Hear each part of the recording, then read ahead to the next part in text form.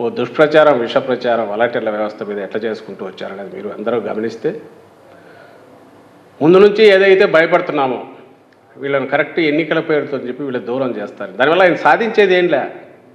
ఎందుకంటే నాలుగేళ్ల పాటు ఒకవేళ వాలంటీర్లు ఇన్ఫ్లుయెన్స్ చేయడం అంటూ జరిగితే 4 ఏళ్ల పాటు జరిగే ఉంటుంది.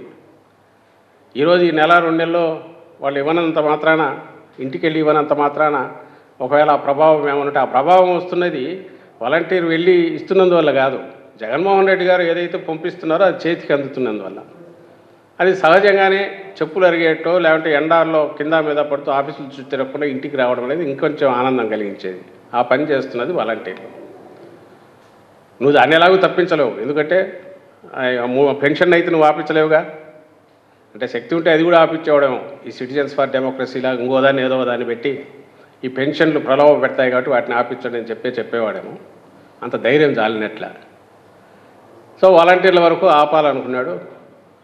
ఈ నిమ్మగడ్డ రమేష్ అనే ఒక వ్యక్తి తన ఏజెంట్ ఎవరున్నారో ఆయన తప్పకుండా దీనికోసమే పెట్టించి ఆ రోజు నుంచి అటాక్ చేయించి దానివల్ల ఈసీ నుంచి ఆ డెసిషన్ వచ్చింది. ఈసీ ఏమైంది, ఎలక్షన్ కమిషన్ ఆల్టర్నేటివ్ ఏర్పాట్లు అంది. ఆల్టర్నేటివ్ ఏర్పాట్లు చేస్తున్నారు. ఆల్టర్నేటివ్ ఏర్పాట్లు నిజంగా వాలంటీర్లు పోయి ఇవ్వడం వల్ల ఫాస్ట్గా అవుతూ ఈ వ్యవస్థలు ఏమీ అవసరం లేకుండా ఇంటి దగ్గరికి ఇవ్వగలిగితే అసలు వాలంటీర్ల వ్యవస్థ ఎందుకు ఉంటుంది? హ్యాండ్ హోల్డింగ్ ఎందుకు చేస్తుంది? దాని బాధ్యత అది. అయినా సరే ఇన్నాళ్ళు నువ్వు యాక్సెప్ట్ చేయని 1,26,000 మంది 1,30,000 మంది సెక్రటరియట్ ఉద్యోగులు ఉన్నారు కదా, వాళ్ళతో ఇప్పించు, ఇంటికి పంపించే అని అన్నావు. వాళ్ళకి వేరే డ్యూటీస్ ఉండవా? డ్యూటీస్ చేసుకుంటూ వీలైనంత ఫాస్ట్గా త్వరగా ఇవ్వాలి. రాగలిగిన ఏబుల్ బాడీ వీళ్ళంతా రాండి, మిగిలిన వాళ్ళకి మేము అయిపోయినాక వచ్చి ఇస్తామని చెప్పి ఇచ్చారు. 2 డేస్లో నేను ఈరోజు చూస్తే 93% పైన అయిపోయింది. అంటే కరెక్ట్ 2-3 డేస్ 2.5 డేస్లో 90% పైన కంప్లీట్ చేశారు.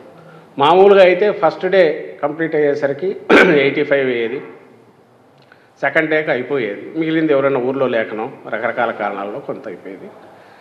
ఇంత ఎఫర్ట్ పెట్టి ఉదయం 7 నుంచి రాత్రి 7 వరకు కూర్చొని ఎక్స్ట్రా అవర్స్ కూర్చొని మిగిలిన పనులన్నీ పక్కకు తోసి ఎంటైర్ అడ్మినిస్ట్రేషన్ అంతా కూడా దాని మీద దృష్టి పెట్టి చేస్తే ఆ ప్రాసెస్లో సహజంగానే ముందుగా నుంచి మేము ఏదైతే భయపడుతున్నామో అందరూ భయపడుతున్నారో ఎండలకు బయటకు వృద్ధులు వాళ్ళు వచ్చి, ఎందుకంటే వాళ్ళ ఆతృత వాళ్ళది ఉంటుంది. ఫస్ట్కి వచ్చే శాలరీనో ఫస్ట్ డేనే వచ్చే పెన్షన్ వచ్చేది 2-3 రోజుల తర్వాత రాకపోతే మళ్ళీ వస్తుందో రాదో. ఎందుకంటే నువ్వే భయపడుతున్నావు డబ్బులు లేవని. చంద్రబాబు నాయుడు మళ్ళీ అది కూడా భయపెట్టడం మొదలుపెట్టాడు, డబ్బులు లేవని.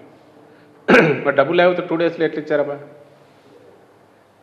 మీరు భయపెట్టి వాళ్ళు కింద మీద పడే వచ్చి దురదృష్టవశాత్తు కొంతమంది ఎండలకు తరలేక చచ్చిపోయినారు. అది దారుణం.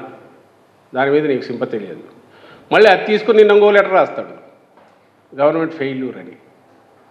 అసలు ఇంత రాక్షస మనస్తత్వము, ఇంత యాగీ చేసే మనస్తత్వము, ఆగింతం ఎక్కడైనా ఒక పొలిటికల్ లీడర్లో మెచ్యూరిటీ వదిలేసేయండి, ఒక వార్డు స్థాయి నాయకుల్లో కూడా ఎవరు చూడం. అతను నిజంగా ప్రజల్లో ఉండే నాయకుడైతే లేదా ప్రజలకు సేవ చేయాలంటే నాయకుడైతే. ఎందుకంటే మామూలు సాధారణ సమాజంలో ఉండే వాళ్ళు కూడా మాత్రం మెచ్యూరిటీ ఉంటుంది. నువ్వే ఈ సిస్టమ్సే పనికిరాని అసలు లేవని ముందు డినై చేశావు.